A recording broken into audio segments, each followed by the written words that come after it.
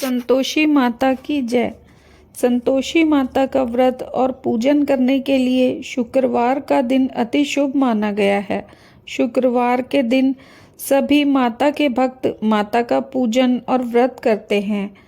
आइए आज आप और हम साथ में संतोषी माता की कथा का पाठ करें। संतोषी माता व्रत कथा। एक बूढ़ी माँ थी जिसके कुल 7 बेटे थे। 6 अपनी जगह काम में व्यस्त रहते और एक निकम्मा था। माता अपने सभी 6 बेटों के लिए रसोई बनाती, लेकिन उस 7वें बेटे का हमेशा तिरस्कार करती और उन 6 बेटों की जूठन खिलाती। एक दिन वो निकम्मा बेटा अपनी बीवी से कहने लगा, देखो मेरी माँ मुझे कितना प्यार करती है। उसकी पत्नी ने कहा, क्यों नहीं, अपने सभी 6 बेटों का झूठा जो खिलाती हैं तुम्हें। बेटा ये क्या बोल रही हो, मेरी माँ कभी मुझे ऐसा खाना नहीं खिलाएगी। जब तक मैं अपनी आंखों से न देखूं तब तक मैं ये नहीं मान सकता।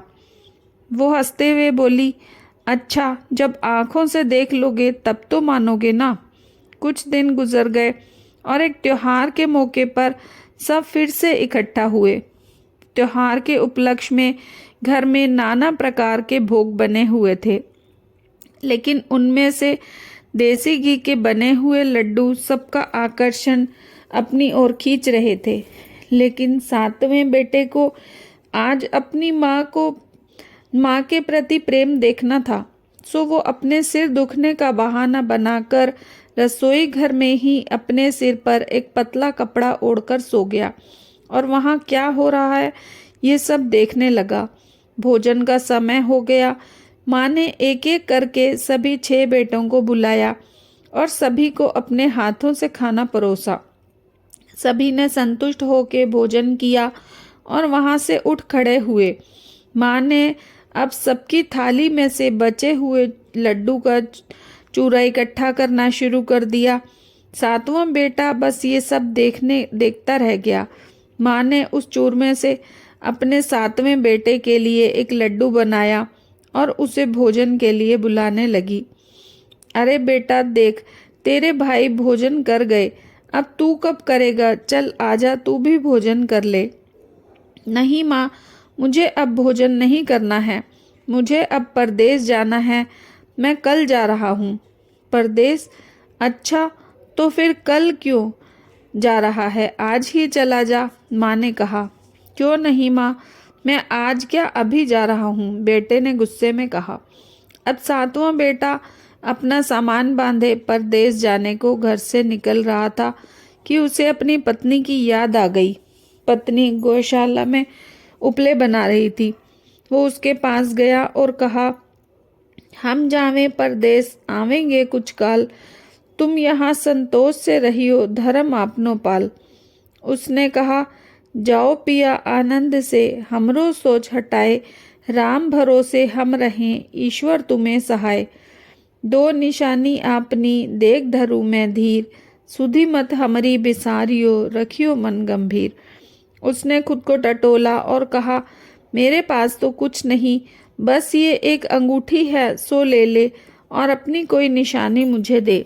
वो बोली, मेरे पास क्या हो सकता है, बस ये गोबर भरे हाथ हैं। इतना कह उसने अपने गोबर भरे हाथ से उसकी पीठ पर छाप लगा दी। अब वो चला गया और चलते चलते किसी दूर नगर में आ पहुंचा। वो काम की तलाश में यहाँ वहाँ भटक रहा था, किसी जगह उसे काम नहीं मिल पा रहा था। तब वो एक साहूकार की दुकान पर जा पहुंचा और बोला, भाई मुझे काम पर रख लो। किस्मत से साहूकार को भी जरूरत थी। उसने कहा, रह जा। लड़के ने कहा, तनख्वाह क्या दोगे? साहूकार बोला, काम देखकर दाम मिलेंगे। लड़के को साहूकार की नौकरी मिल गई। वो सुबह 7 बजे से लेकर रात के 10 बजे तक दुकान का सारा काम संभालने लगा। कुछ ही दिनों में उसने दुकान का सारा हिसाब किताब, लेन देन, ग्राहकों को माल बेचना, सब कुछ सीखकर अच्छे से संभाल लिया। साहूकार के और 7-8 नौकर थे। वो इस लड़के का काम देखकर चकित हो गए और कहने लगे, अरे ये तो बहुत ही होशियार लड़का है। साहूकार ने भी लड़के का काम देखा और उससे बहुत प्रभावित हुआ और उसने 3 महीने के समय में ही आधे मुनाफे का हिस्सेदार बना दिया। वो कुछ वर्ष में एक नामी सेठ बन चुका था और साहूकार अपना सारा कारोबार उसे सौंपकर चला गया। इधर लड़के की पत्नी को उसके सास ससुर बहुत दुख देने लगे। उसने अपने घर का सारा काम कराते और फिर उसे जंगल में लकड़ी लेने भेज देते। उसके खाने में आटे की निकली भूसी की जो रोटी और फूटे नारियल के नरेली में पानी दिया जाता। एक दिन की बात है, जब वो जंगल में लकड़ी लेने जा रही थी, तब कुछ स्त्रियों को संतोषी माता का व्रत करते हुए देखा। वो बड़ी विस्मयता से उन स्त्रियों को व्रत करता देख खड़ी हो देखने लगी और पूछा, हे बहनों, आप ये किस देवता का व्रत कर रही हो और इस व्रत के करने से किस पुण्य फल की प्राप्ति होती है? अगर आप मुझे कृपा करके बताएं तो मैं आपका बड़ा एहसान मानूंगी। तभी उनमें से एक स्त्री ने कहा, देखो, हम संतोषी माता का व्रत कर रहे हैं। इस व्रत को करने से निर्धनता और दरिद्रता का नाश होता है। यही नहीं, अपने मन में जो भी कामनाएं हों वो सब संतोषी माता की कृपा से पूरी होती हैं। वो अब इस व्रत को करने की उत्सुक हो गई और उनसे व्रत की विधि पूछने लगी। तब वह स्त्री बोली, देखो, 1.25 आने का गुड़ चना लेना या फिर इच्छा हो तो 5.25 रुपए का लेना, 1.25 रुपए का लेना, जो भी अपनी सहूलियत के अनुसार। अपने मन में कोई परेशानी लाए बिना श्रद्धा और प्रेम से जितना हो सके सवाया लेना। प्रत्येक शुक्रवार को निराहार रहना और संतोषी माता की कथा सुनना। देखो, इस बीच क्रम ना टूटे, लगातार नियम पालन करना। जब कोई सुनने वाला ना हो तो अपने सामने घी का दीपक जलाकर रखना और एक लोटे में जल रखकर उसके सामने कथा कहना। जब तक मनोकामना सिद्ध ना हो जाए तब तक नियम का पालन करना और जब सिद्ध हो जाए तो व्रत का उद्यापन करना। माता का सत है कि 3 माह में फल देती हैं। यदि किसी के ग्रह खोटे हों तो भी माता साल भर में फल अवश्य देती है। ध्यान रहे, फल सिद्ध होने पर ही उद्यापन करना, बीच में मत करना। उद्यापन में 2.5 सेर आटे का खाजा और इसी नाप से खीर और चने का साग बनाना।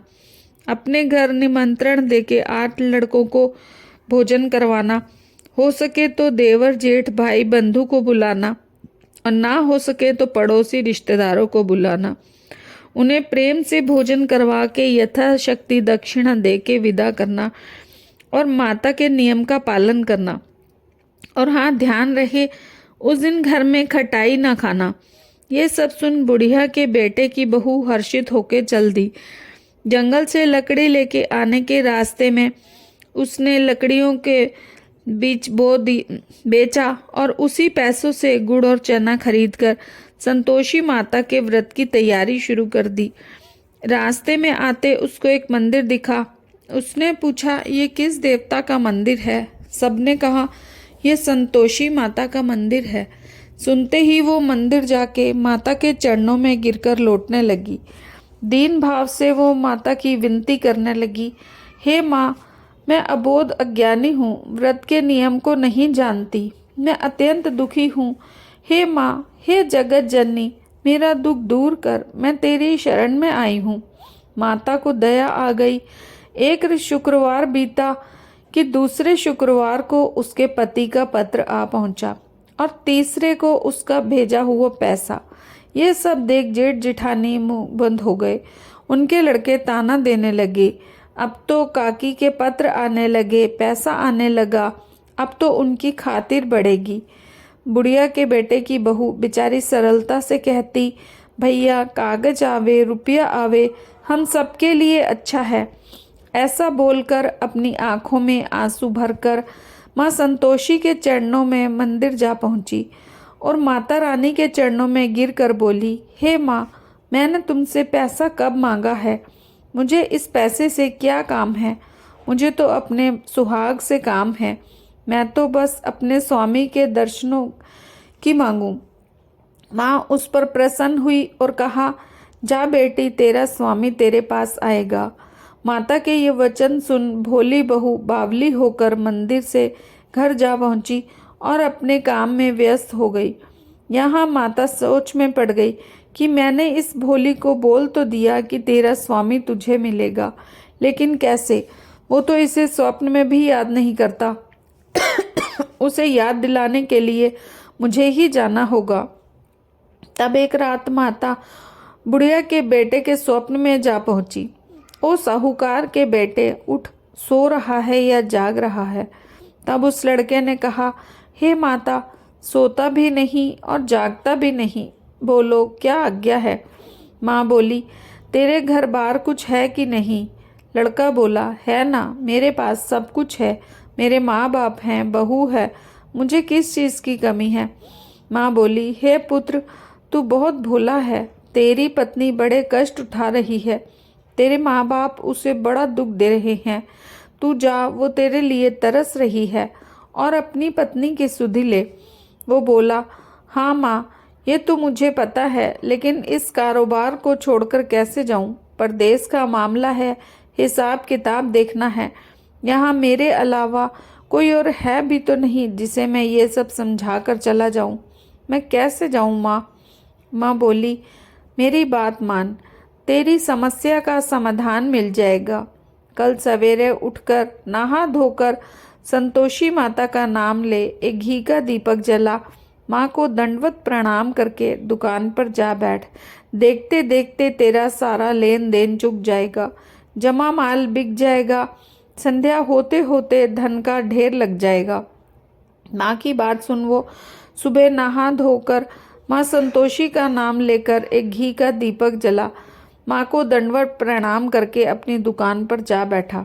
कुछ ही देर में पैसे देने वाले अपना हिसाब किताब चुकता करके चले गए। लेने वाले सारे अपना हिसाब करके गए। माल को खरीदने के लिए लोग नकद दाम देकर खरीद कर ले गए। उसका मन बड़ा खुश हो गया। वो माता का नाम लेते हुए अपने घर जाने के वास्ते गहने, कपड़े, मिठाइयाँ खरीदने लगा।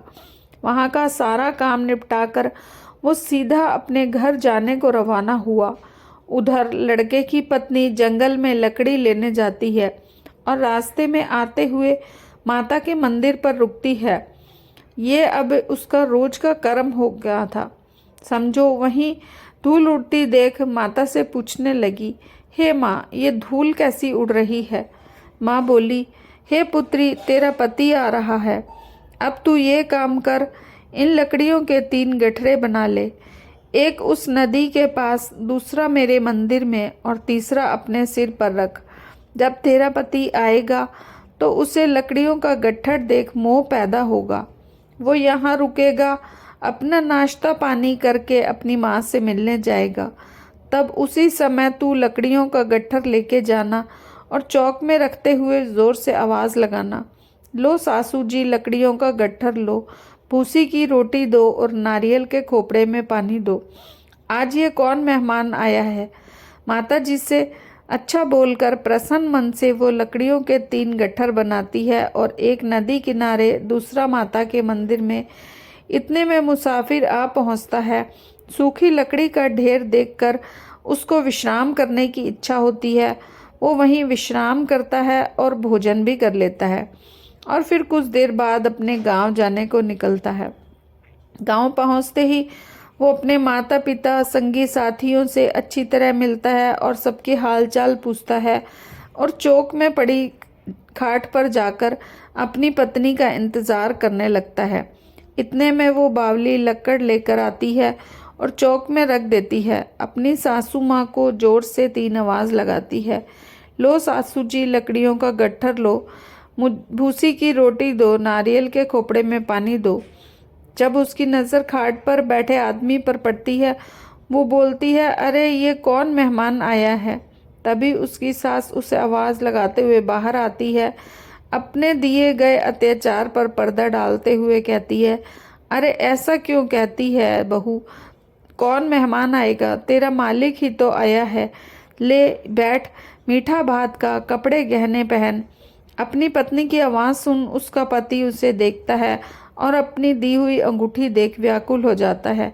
अपनी माँ से पूछता है, माँ ये कौन है? माँ, बेटा ये तेरी बहू है। जब से तू गया है बावली हो पूरे गांव में भटकती फिरती है। घर का काम कुछ करती नहीं, बस 4 पहर आकर खाना खा जाती है। बेटा बोला, अच्छा माँ, मैंने तेरी भी सुन ली और इसको भी देख लिया।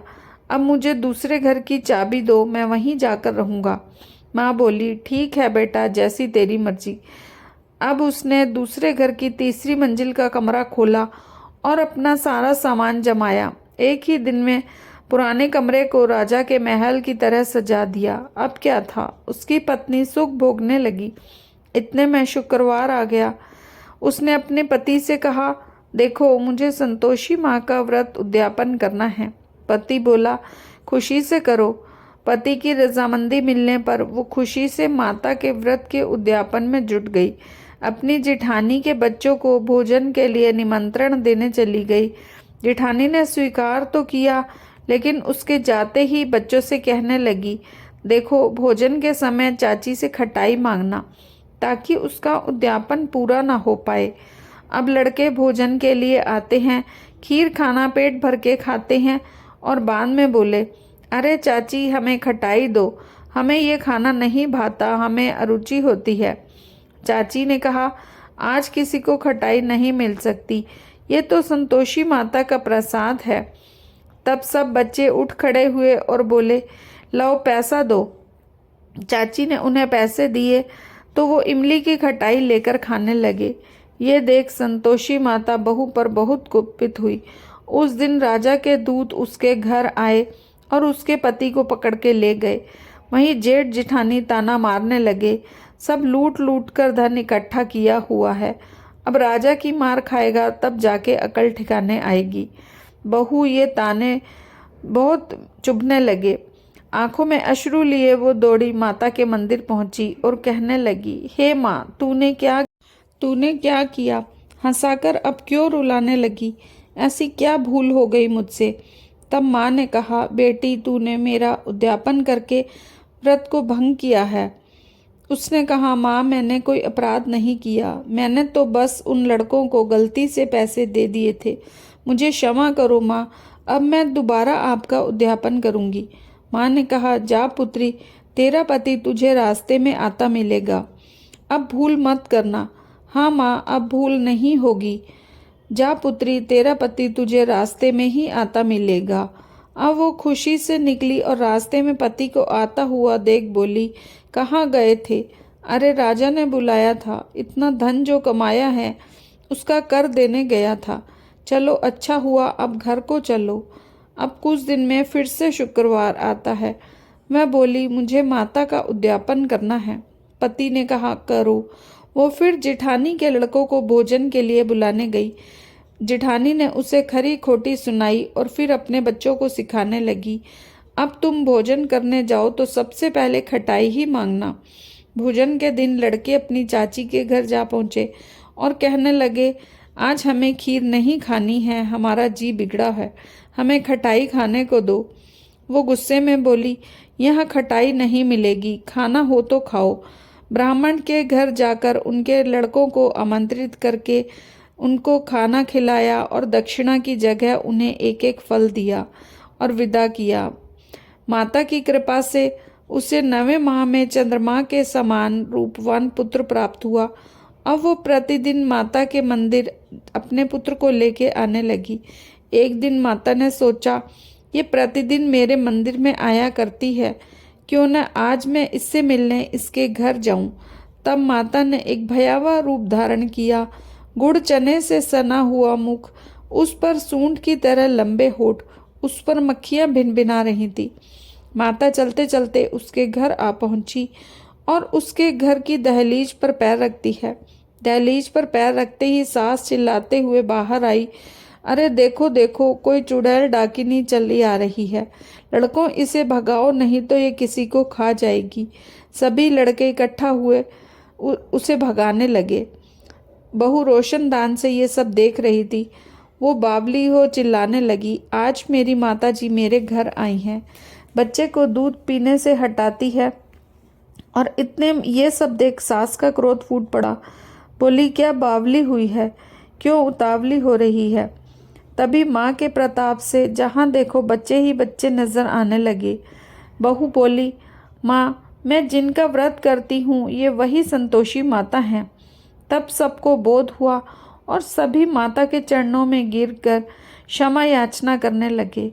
हे माता, हम सब अज्ञानी हैं, आपके व्रत की विधि हम नहीं जानते।